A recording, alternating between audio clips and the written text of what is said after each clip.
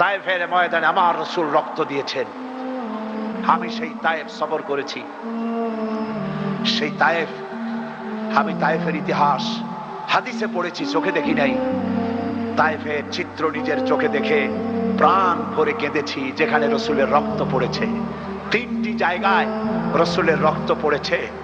সবচেয়ে বেশি রক্ত পড়েছিল যে জায়গাটিতে, সেই জায়গায় প্রাণ ভরে কেঁদেছি।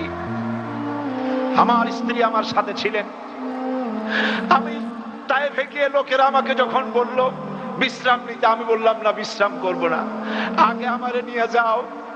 আমার রাসূলকে মারছিল যে রাস্তাটা, ওই রাস্তাটা আমার আগে দেখাও। 3 দিনের না খাওয়া, রাস্তার 2 দিকে কাফেরেরা দাঁড়ানো, চতুর্দিক থেকে পাথর মারা শুরু করে দিল। আহারে, এমন সুন্দর চেহারার মানুষ দেখে কেমনে মারল তারা। হুজুর পড়ে গেলেন, ওরা কাফেরেরা এসে জোর করে ধাক্কা মেরে হাঁটালো। আবার হুজুর পড়ে গেলেন, বেহুশ হয়ে পড়লেন। আবার ওরা উঠাইয়া জোর করে আবার হাঁটালো। তৃতীয় শেষ জায়গায় গিয়ে হুজুর বেহুশ হয়ে পড়ে গেলেন। শরীর থেকে সবচাইতে বেশি রক্ত পড়েছে সেখানে। আমি লম্বা সেজদায় পড়ে এত কান্না কাঁদছি, আরে আমার নবীজির রক্ত পড়েছে এই মাটিতে। ফেরেশতারা এসে বলছেন, হে রাসূল, আপনার এই অবস্থা থেকে আকাশের ফেরেশতারা কাঁদতে কাঁদতে অস্থির হয়ে গিয়েছে।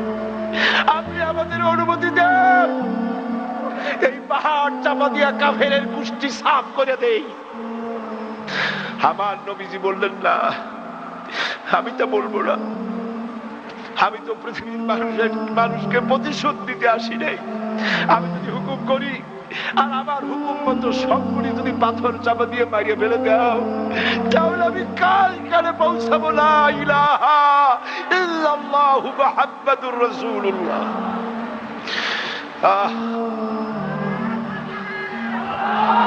রাসূল করিম সাল্লাল্লাহু আলাইহি ওয়াসাল্লাম উঠে বসেছেন, সঙ্গে যায়েদ, রক্তাক্ত শরীর। আরে, যেই শরীরের দিকে মানুষ একবার তাকাইলে চোখ ফিরাইতে পারত না।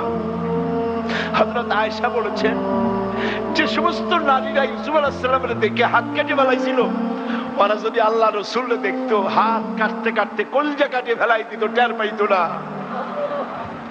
এমন মানুষের গায়ে কেমনে পাথর মারলো?